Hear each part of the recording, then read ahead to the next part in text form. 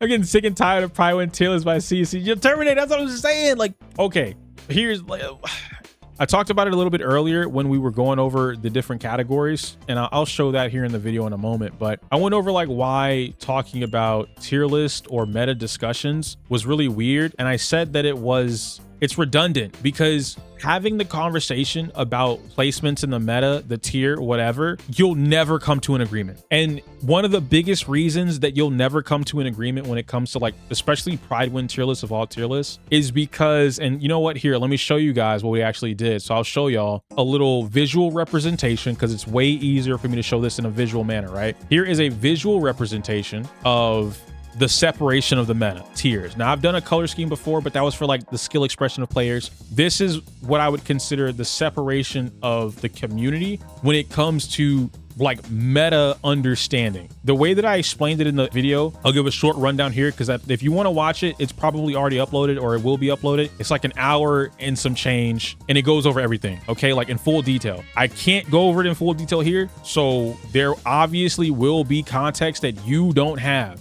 I cannot argue or defend points about information you don't have. You have to go watch the other video to understand what it is that I'm getting at. Now, tier 1, brief explanation. These players do not understand enough about the game to participate in the meta. That is for one of two reasons. One, they don't care enough. This is like I just play the game for the story. I just want my primo gems, blah, blah, blah. Two, they don't know enough, right? Like they don't know where to learn. They don't know how to learn, whatever. Tier 2, you care. You want to participate. You're learning, but you still don't have enough. There are key things you're missing about the game or the meta that you just don't know yet. Matchup knowledge, rotation or team combos, particular builds, the concept of changing builds. In tier 2, they still have the concept that there can only be one. There's only one best in slot team. There's only one team that's gonna do this thing. There's only one build that my character needs. Once I build that character, it's done. There's nothing else. I don't need to learn the matchup. They don't know that stuff. They don't know the difference between a Vesper fight and Primordial Nightmare fight. They don't understand why Thrall does what he does, right? All of these things that drastically change how somebody would approach the game. Tier 3, they understand it, okay? Think of tier 3 as most content creators. There are some content creators that are in tier 2, rightfully and openly so. Most content creators are in tier 3. They have a strong understanding of matchups. They have a strong understanding of character kits, teams, combos, rotations, whatever the Tier 4, this is your top 0.001%. They understand everything. The game is trivial to them. And now in the tier 4 category, their only concern is hyper optimizing for whatever they're trying to do. This is where you get in like a very strong example, Lin is tier 4. Like if you needed a example of who is where, Lin is one of, if not the only tier 4 content creator. There might be some more, but like off the top of my head, it's Lin. Because he hyper optimizes everything. And Zik, yeah, Lin and Zik, he understands things to an insanely strong degree. He can explain these things to an insanely relatable degree. He doesn't have to talk to you in like high tier mumbo jumbo. He can break it down for you, long or short, right? Like there's so much information and knowledge you could absorb from just speaking with Lin or watching Lin. Tier 4 category. So now this is a good segue. We're going to jump into why I'm explaining that. I'm going to use Prydwen for a visual representation. I don't really care about the tier list, to be fair. I kind of don't agree with it, but not because the placements themselves are wrong. I don't agree with it because the tiering system, like I think it's just gotten to a point now where, and I usually try and avoid the tier list or making videos on the tier list because I know automatically I'm not going to agree with it. I still think, and I made a tweet about this, most of the people that saw that tweet agreed with it. There are a few that disagreed, but then after explaining, they're like, I see what you're saying. Like I do agree. Separate stunners and supports. I don't care if you leave defense agents as support agents because there's only like 4 of them anyway, right? But when it comes to what we have going on here, stunners are not supports. I think the combination of that was stupid. It's not smart. Anyone that's telling you stunners are supports, wrong. I'm not even going to call them a bad player. You're just wrong. Back then I argued for it. Now it's even more valid. You are not going to sit here and tell me that Nangong Yu and Dai Lin are fucking support characters. You're not going to sit here and tell me that Norma is a support character. Oh, well, she doesn't do damage, so she's a support. This bitch cracks damage higher than most DPS characters from 1.0. She is a stunner with some support value who does an absurd amount of damage for a stunner. Nangong Yu is a stunner with anomaly value who also can do an absurd amount of damage for a stunner, let alone an anomaly stunner. Dai Lin is Dai Lin. We're not doing this bullshit. So like when I say separating that, that's what I'm talking about. And then you kind of move on from there. Okay, so why I have the issue that I do is like Zenless is because this information using that category thing that I showed you guys, right? Prydwen is making a tier list for tier 1 players with information from tier 3 and the tier 4 category. If you don't understand why that's a problem, as I was explaining earlier, everyone isn't Linal. You can't take that information that Lin provides or has and then break it down into a tier 1 category for everyone to understand. What's an example of that? EO, how do you know? Okay, we can literally take almost any character. Actually, we'll just use Miyabi. For the longest time, Miyabi's entire thing with teams and synergies and whatever else was not properly filled out. They refused to put Mono Ice on this teams list, whatever it was. At some point, we eventually got Mono Ice because they realized it was fucking broken. It was the best team in the game. The structure of the team itself was perfect. But prior to that, Miyabi on Prydwen was only valued with whatever hyper carry she could play. They didn't care about anything else. Mind you, if we're looking at Miyabi is by far, design-wise, the best DPS in the game. She does everything. She has full potential to do everything except Rupture, which she doesn't really need that, but whatever. Everything she has access to, anomaly, attack, every single build in the game, crit, anomaly, pin, damage percent, doesn't matter. Different weapons. There's literally a new fusion compiler build that's running around now. There's the Freedom Blues build with wind, something that she's not supposed to be able to interact with because the devs wanted to design it that way, but we're still doing it. There's a new build for that. Attack versus anomaly percent. That was a whole argument when Miyabi came out. To this day, people still don't understand why you run anomaly percent.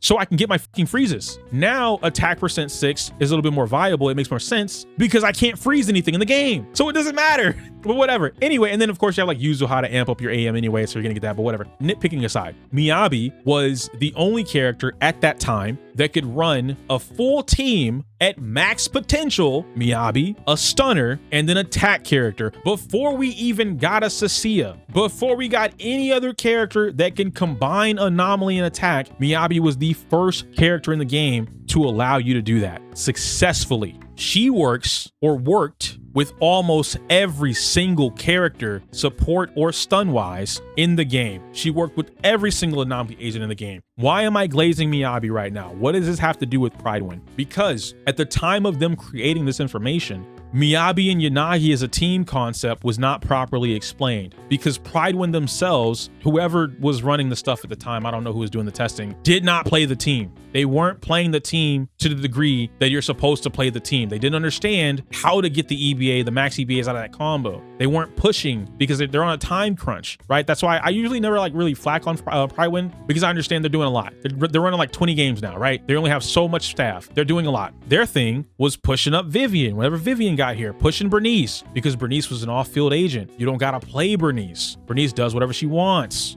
That's what they were pushing that for. Lighter. Oh, you play Lighter. Lycon. Lighter's better. Da-da-da-da, whatever. Play Astra. Nicole. What's a Nicole? They didn't think about Nicole. They weren't telling you to play Nicole and Sokaku because it wasn't a thing yet. They were talking about Lucy. Why? Because off-field. Press EX. Get off the field. Stay on Miyabi and mash basic attack. They're using information now from that tier 3, tier 4 category to represent and justify decisions or information provided for the character. So when we go back to whatever it is that we're talking about, not just Miyabi, but any of these characters, the tier 1 player does not understand why this information is what it is. That is the problem, or like the massive problem, right? And so now we get into actual team building, concepts, characters, builds, whatever. All of this is a factor into how you would appropriately measure a character's worth. Oh, and matchups. Let me not forget matchups, which rotate every, 3 weeks? So that's a huge factor too, because one set, one patch, even even if it's not shield for Promia, right? One patch might favor Alice, Promia, Arya, and Ye Shunguang, and whatever other physical electric agents exist, right? Like, it just might favor them. They're fucking cracked. They're killing shit, no problem. 3 weeks later, it might flip. And now only Cecilia and Alice, because physical anomaly, but not physical attack, only they get provided those values. And then ice goes away and now it's for fire. There's a lot of factors that go into trying to keep up with the meta. And again, from a tier 1 perspective, they think of the meta in a very linear design. It's always this thing. There's only this thing. If you have this thing, it's always this. There's only so few characters in the game allow you to, the term that you guys use is brute force content, but I don't want to say it's brute forcing content. They just don't care. They're such a good character by design that they don't care about the matchup as much as somebody else would, right? You look at Alice, M0 Alice to be specific. She cares. If the matchup is anywhere slightly negative for her, she's gonna have a harder time. Versus Miyabi or Arya, we don't care. Both things could be ice and ether resistant. I will still kill it. I don't care. But if Alice goes against something physical resistant, M0 by the way, it's a lot harder for her to deal with that. Can she do it? Yes, but it's harder compared to the other characters. And so now we get into the factor. Again, I talked about this in the previous video, but now we get into this factor when it comes to tiering as a whole, because majority of gacha players are in tier 1. Let's just keep it a buck. The majority of gacha players are in tier 1. Their concept of how to read tier lists is stupid. I need to use that word. We can soften the blow and make it ignorant, right? They don't know, sure. But the way they read tier lists is dumb. Most players, again, that tier 1 category, right? Majority. They use tier 0 as the baseline. To them, tier 0 is the power floor. This is where all the power starts, and anything below that is bad. It's stupid, because what it's supposed to be, you shouldn't even see a tier 0.5 yet. Your baseline, your power floor is tier 1. Tier 1.5 is still the power floor. It's slightly beneath the power floor. You have to do a little bit more work, or a lot, depending on the character, to clear over the power floor, right? To clear over the baseline. I mentioned earlier, like, I think if they just change this maybe back to niche, or just like underperforming, like these characters don't perform, that would work. Because off meta does not represent what these characters are. Billy is not off meta, Corrin's not off meta, Nekobot is not off meta. They are nowhere near the meta. They're out of meta. They're bad. Clearing with them compared to fucking, like, Grace is going up. Mind you, she got a buff, but still, these characters are bad. They're not performing to snuff. Caesar, Rena, Coleta, and Pulchra are off-meta characters. They can clear. The question becomes, why use them over anything in the meta? That is what the question becomes when it comes to off-meta. Off-meta is niche. It means that there's a reason, a specific reason, you are using this character over another. So when you're talking about something like Haramasa runs what? The mono shock thing, right? With the Rena, probably Chingy, and whatever else. I mean, now we have Cecilia and some other things, but you know what I mean, right? So Haramasa is running that. Oh, why would you run Rena? Because it's very specific to this build. Meta is literally defined by breast size. Oh my gosh, bro, I should have read that before I read it out loud. Anyway, going through everything that I'm saying here, right? Oh, and Seth. Seth is off meta because I can still get the job done. It's just significantly harder. And there's a very specific or niche reason that I am using these characters over someone else, right? Then after we've discussed tier 1, which is the power floor, now we bump up to above the power floor. Tier 0.5 is above the power floor. These characters above the power floor have a much easier time clearing. They don't really struggle through the game. They do care about matchups, but not to the degree that a tier 1 character would. Then you get into tier 0. Tier 0 is broken or meta defining. These characters are so strong or so valued that they completely change the game around them, or they change the game for themselves. EO, what does that mean? What's an example of that? YSG. YSG just does not change the game around her. She changes the game for herself. She does not care if you are anti-physical. I don't care if you're anomaly, attack, rupture, what, I will kill you. YSG is so strong, I'ma do what the fuck I want to do, and you're dead, right? That is how strong she is. That's a tier 0 character. Arya is not game defining. Promia is not game defining, nor do they change the game around them. They do not belong in tier 0. Dylan, game defining or meta defining. I have completely warped how people perceive the meta, and I punch motherfuckers in the face and balls. Yuzuha, I have completely redefined how people look at Anomaly as a meta. It is to the point where when you're having conversations about teams or accounts, the first thing someone's gonna ask you when you bring up Anomaly, you got Yuzuha? No? Hey bro, forget that DPS. You need to focus on getting a Yuzuha. That is how meta defining she is. Nangong Yu is meta defining, bringing up multiple characters to the point where they were struggling, quote unquote, to the point where now they can clear no problem. I've redefined what it means to be a stunner in the Anomaly category. I've helped redefine what it means to be a stunner overall. If you don't output the same performance as Dylan or Nangong Yu, the community, the general consensus of the community is that you're weak. No one else deserves to be in tier 0.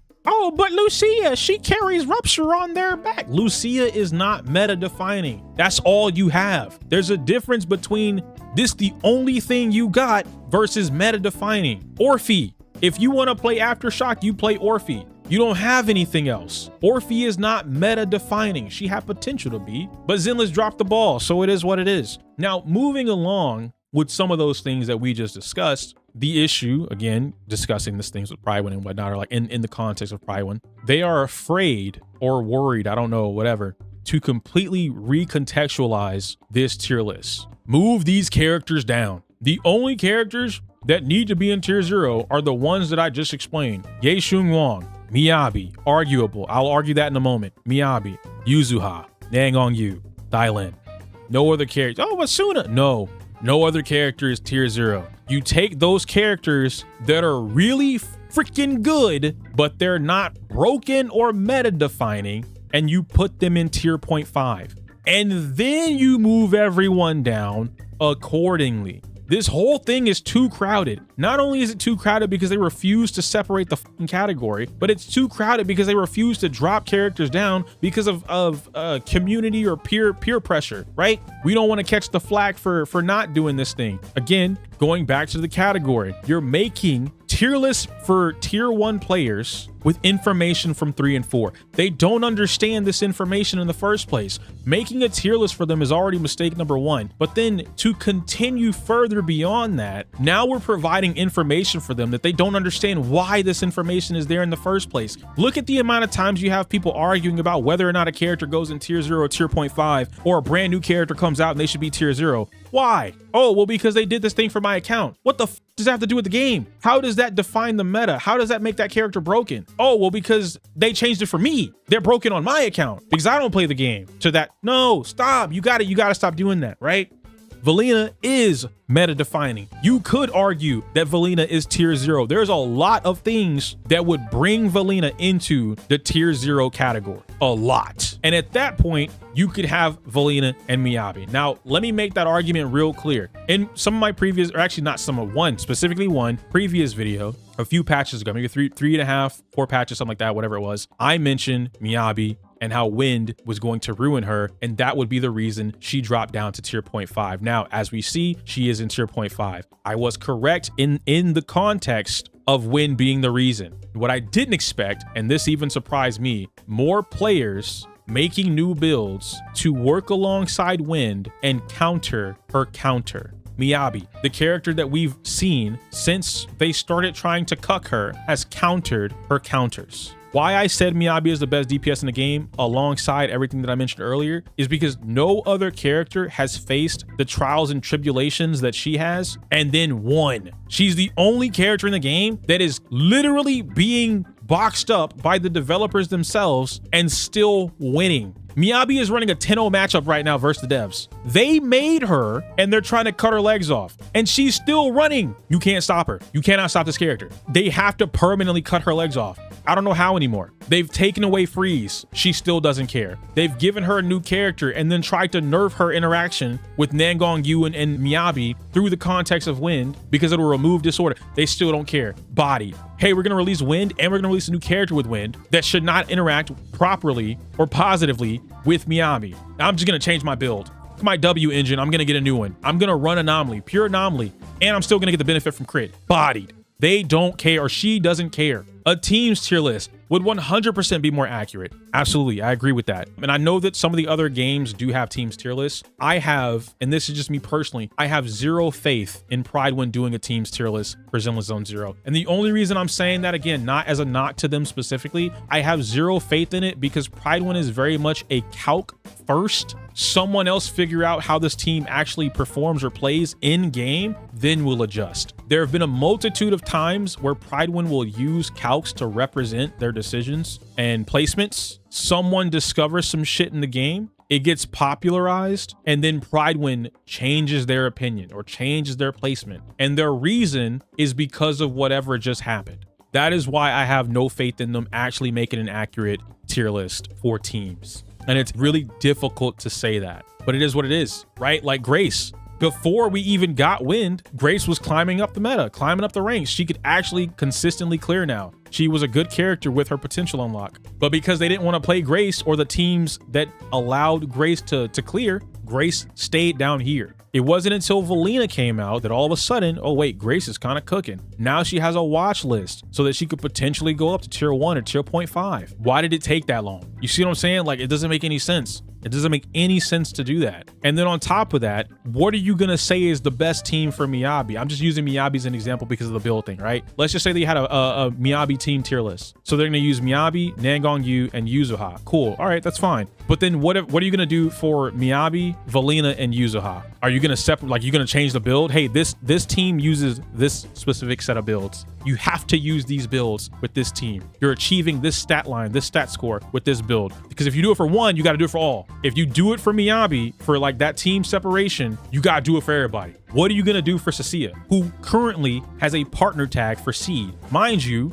anyone that actually plays Cecilia will tell you she doesn't need Seed. I made that mistake. Every single content creator made the mistake of saying she needs Seed. I spent 2 months digging into Cecilia's guts, figuring it out, making videos, telling you guys about it. Every single time I had a new report on Cecilia, my videos flopped because people didn't care about Cecilia, but I still put the information out there. When I streamed, you guys saw what I was showing you. Every single record of me grinding out Cecilia and showing you guys the prowess and progress of that character is on video record from my channel some way, somehow, right? This character is nuts. YSG is the strongest attack DPS and strongest DPS currently in the game. Cecilia is the second strongest attack DPS in the game. So strong that the other attack DPS do not come close to her. They don't. And now we get into another problem with, I guess, tiering as a whole. Now we get into another thing or another problem with the Prydwen list. And I don't fault them specifically for this because I know it's hard to kind of figure this out. But the scoring system, again, taking information from tier 4 and tier 3 and using it for tier 1 players. These aren't accurate enough to represent why or where a character would be, especially for 2 reasons. One, everyone cannot play, well, I'll just say optimally. A lot of these clears, these submissions, it's from a whatever player just getting the job done, right? They're just mashing it out. So you don't know the potential of what this team or this character can do when properly optimized. And that's important to understand their value within like a tier list setting, right? Or their value against other characters. That's really important. The second thing is if you're gonna use this as your basis for information, you have to rotate out the tier list based on the matchups or the resets, the rotations, every 3 to 5 weeks, whatever the reset is. It's a ridiculous amount of time and effort and changing things out to the point where the meta is constantly changing. But nobody wants to do that. Trust me, I know. Nobody wants to do that. But it's important. Jafufu's score doesn't matter. Like having Jafufu even here for the ball, it doesn't matter. So if we were doing teams, this would be more important, right? This information would be more important and the scoring would be more accurate. Just like how in Annihilation Simulacrum, you can see the timer. Now, I made a recommendation and Soul has the video up on his channel We collabed on it. I made the recommendation that Annihilation Simulacrum, the leaderboard, would immediately be better if it was a leaderboard based on the DPS or based on the team used. Then you could see the different speeds per team or per DPS, whatever, right? And that would make things a lot more clear. They could do the same thing here per character with the stats, the scores, whatever, blah, blah, blah, blah, blah. And you just call it a day. Suna being here, 29,000 score, that doesn't matter, right? Zhao being here, this doesn't matter. Like, there are characters here that are bringing down the value score-wise of the other characters, because that's not what we care. Like, you don't care about whether or not solo Astra's cracking 20. No, she's not. Who is being played with Astra to get the 24K? That's what the question is, but it's not being answered by this information. That's what I'm saying. Like, there's so much wrong with the tier list as a whole because they're providing information to tier 1 players that don't understand the information at hand.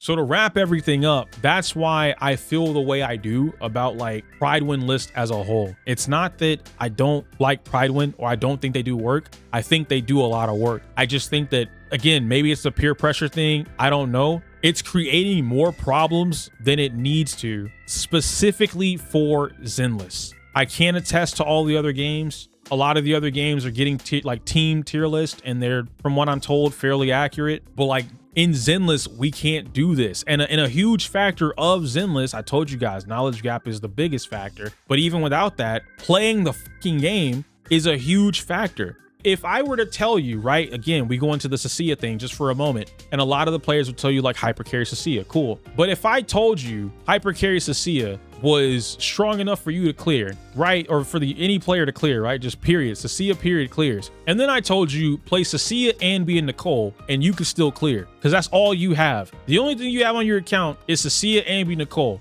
And I told you to play it and you could clear, but you can't clear because you don't know how to play the game to figure out what that team rotation is. And because it's not a normal team, there ain't a video of somebody else doing it either. So it's much harder for you to figure that out, right?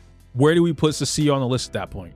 Now what you're doing is saying like, hey, this character only with seed is tier 0.5. That's not true. If we do teams tier list, this team specifically with these units is tier 0 or tier 0.5 or whatever. But you can't do that, because then at the same time, let's just say that Hugo, Dylan, and Norma was a tier 1 team. But then his other team, his old main team, the one most players have, would be Hugo, Lycon, and Lighter. Where would you put it? Would you also put it in tier 1 just because Hugo is a tier 1 DPS? Or would you bump the team down to tier 1.5? Because that team clearly isn't on the same caliber as Norma Dylan. Otherwise, Norma wouldn't be a significant upgrade. Do you bump the team up 2 tiers? Hey, this team is tier 0.5. It's that strong that it becomes a 0.5 team. No, because now you got to compare it to all the other teams in tier 0.5. It's really hard to do that. That's why I can't blame them for not doing team tier list. But I also think, and I've said this 100 times before, they treat Zenless like the unwanted child,